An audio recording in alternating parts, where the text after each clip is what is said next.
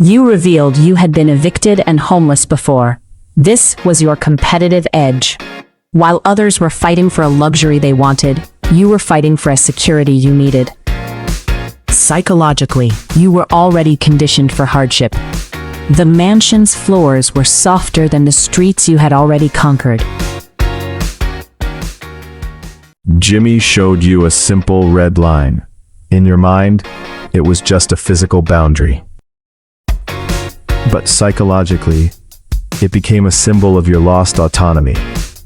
The moment you agreed to stay, that line stopped being part of a house and started being the bars of your cage. You were no longer a guest. You were a lab rat in a $1 million maze. You subconsciously realized that without external stimuli, the other contestants would collapse. Boredom is a physical pain to the human brain. By removing the TV, you initiated psychological warfare, forcing everyone to face the silence they've spent their whole lives avoiding. Day 2, you were no longer a civilized critic. You were a caveman. You started kicking down doors and throwing stools. This is regressive behavior. Your sophisticated brain shuts down and your primal instincts take over. You poured ranch dressing on the carpet to make the house smell like a Caesar salad. This wasn't just a prank. It was olfactory sabotage. You were trying to create a hostile sensory environment to trigger a disgust response in your rivals. I watched you, Ruben, trade a $1 million mansion for a 30-count nugget meal. This is a classic case of hyperbolic discounting. You didn't leave for the food. You left because your mental stamina hit zero. You mocked others for leaving to feed their pets, yet you quit because you missed your cat cuddles. This is cognitive dissonance. You had to realize that your online persona was a lie. When faced with the raw emotional void of isolation, your intellectual superiority vanished. Jimmy handcuffed you to another person. Suddenly, your survival depended on someone you didn't trust. This forced interpersonal dependency. You had to coordinate your most private moments, like the bathroom, with a rival.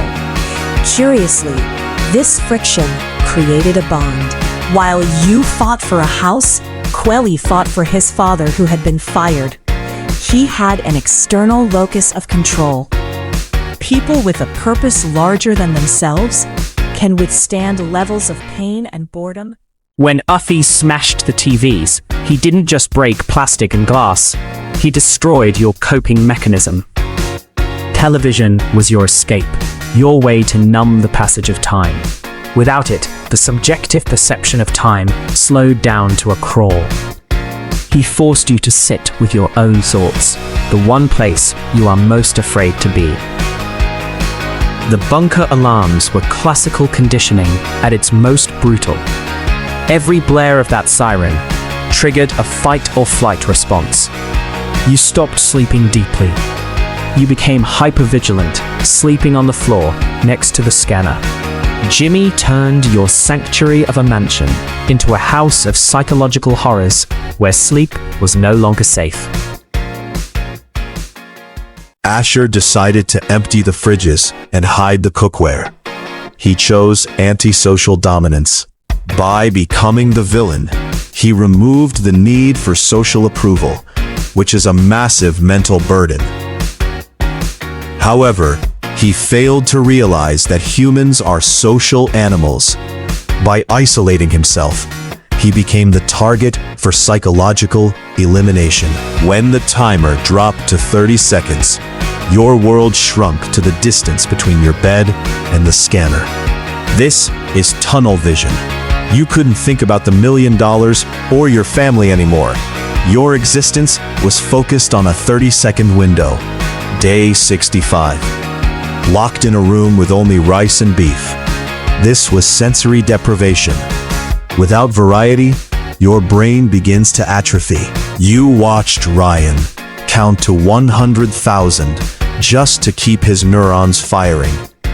Counting was a desperate... As a psychologist, I call this isolation-induced hallucination. When the brain is denied external stimuli, it starts creating its own. His count to 100,000 was a 40-hour marathon of mental fortitude, proving that humans can create their own purpose even in a literal vacuum. Phone was intermittent reinforcement, sometimes a gift, sometimes a bathtub punishment. This created learned helplessness. You were so traumatized by the potential for punishment that you let a $50,000 gift from Old Navy ring and go unanswered. KSI's song on loop for 24 hours was auditory torture. Repetitive sound at high volume breaks the subject's willpower. It prevents cohesive thought.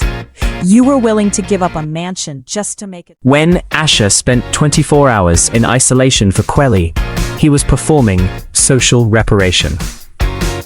He realized his antisocial strategy wouldn't win him the game long term. He traded comfort for social capital. You revealed you had been evicted and homeless before. This was your competitive edge. While others fought for luxury, you fought for security. You were conditioned for hardship. 119 days was a war of attrition. It's about the prefrontal cortex inhibiting the urge to move. You had to suppress every instinct to scratch, stretch, or sleep. It was a meditation on suffering.